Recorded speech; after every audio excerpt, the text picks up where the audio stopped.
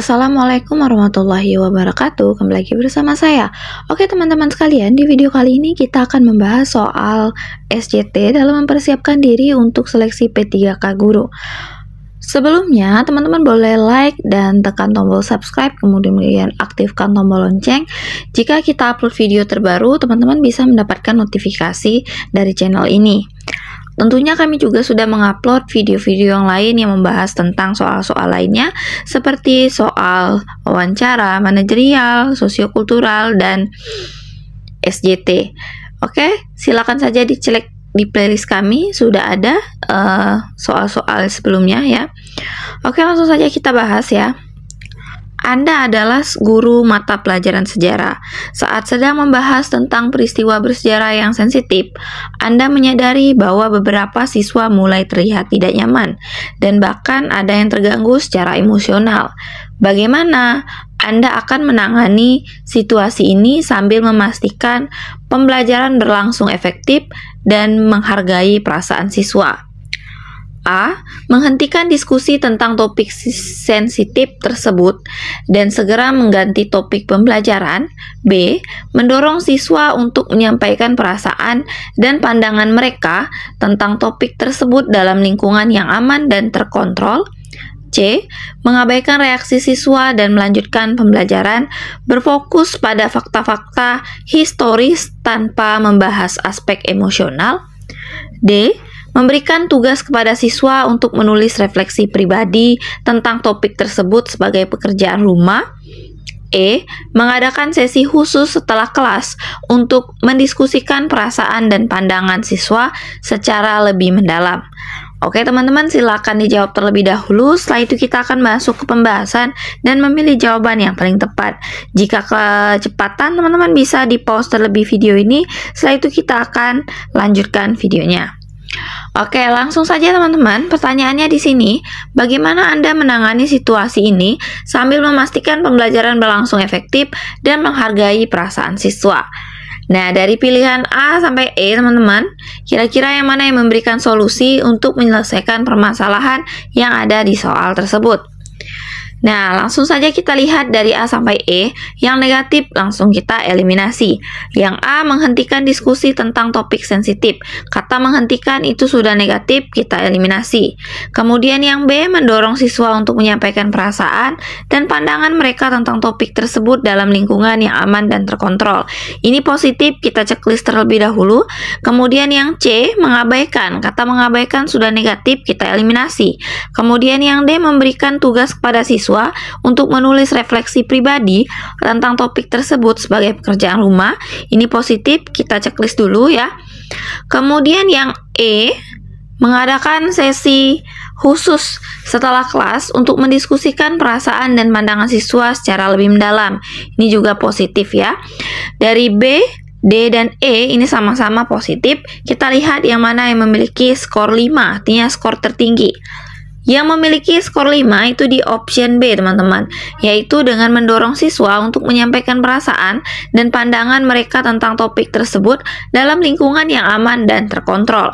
Sedangkan yang memiliki poin 4 itu ada di option D, kemudian di poin ketiga itu di option E. Jadi yang paling tinggi adalah option B, teman-teman. Skornya 5. Oke, teman-teman, lanjut ke soal berikutnya. Anda sedang mengajar dengan bantuan proyektor ketika tiba-tiba terjadi pemadaman listrik di sekolah. Ruang kelas menjadi gelap dan siswa mulai merasa gelisah. Bagaimana Anda akan melanjutkan pelajaran tanpa hambatan signifikan? A. Meminta siswa untuk beristirahat sebentar sambil menunggu listrik kembali menyala. B. Menggunakan cahaya dari jendela dan melanjutkan pelajaran dengan mengajar dari papan tulis atau secara lisan. C. Mendorong siswa untuk berdiskusi dalam kelompok kecil tentang materi yang sedang dipelajari. D.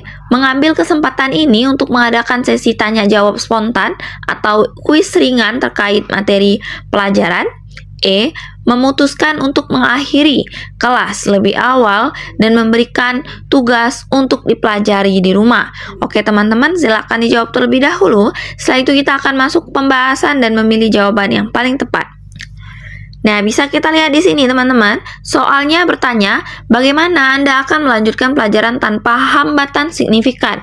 Dari soal tersebut ada pernyataan hambatan di sini ya. Hambatannya di sini adalah terjadi pemadaman listrik di sekolah. Kemudian bagaimana solusi teman-teman untuk menghadapinya? Dari pilihan A sampai E, kira-kira yang mana yang memberikan solusi terbaik atas permasalahan yang ada di soal? Oke, langsung saja kita lihat. Yang A meminta siswa untuk beristirahat sebentar sambil menunggu listrik kembali menyala. Ini kurang terbaik ya teman-teman. Yang A langsung kita eliminasi. Kemudian yang B menggunakan cahaya dari jendela dan melanjutkan pembelajaran dengan mengajar dari papan tulis atau secara lisan. Ini ada positifnya, kita checklist dulu.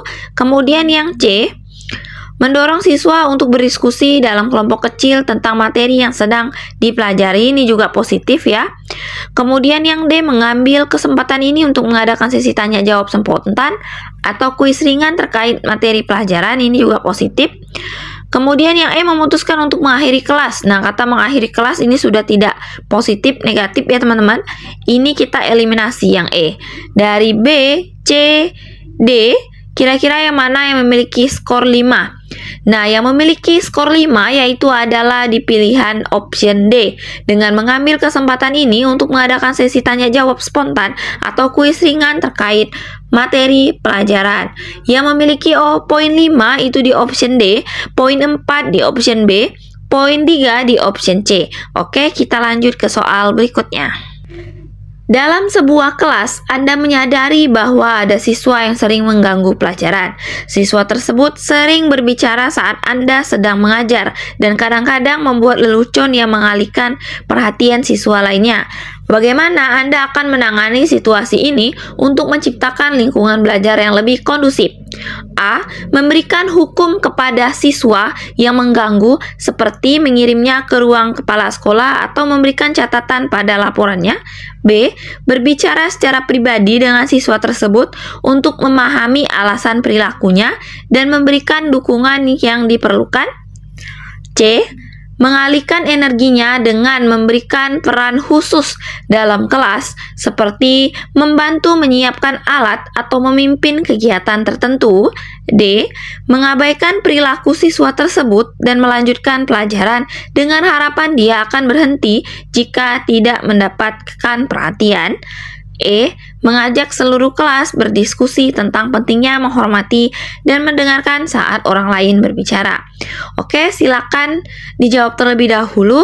Setelah itu kita akan masuk ke pembahasan dan memilih jawaban yang paling tepat. Oke, kita lihat di sini ya. Pertanyaannya, bagaimana Anda akan menangani situasi untuk menciptakan lingkungan belajar yang kondusif? Permasalahan yang ada di soal yaitu ada siswa yang sering mengganggu pelajaran. Siswa tersebut seringkali berbicara saat Anda sedang mengajar. Kadang-kadang membuat lelucon yang mengalihkan perhatian siswa lainnya ya.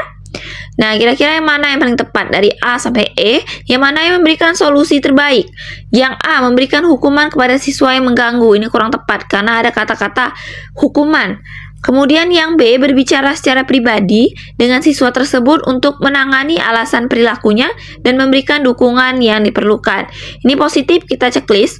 Kemudian yang C mengalihkan energinya dengan memberikan peran khusus dalam kelas seperti membantu menyiapkan alat atau memimpin kegiatan tertentu. Ini kita checklist. Kemudian yang D mengabaikan. Nah, kata mengabaikan tidak boleh, kita eliminasi.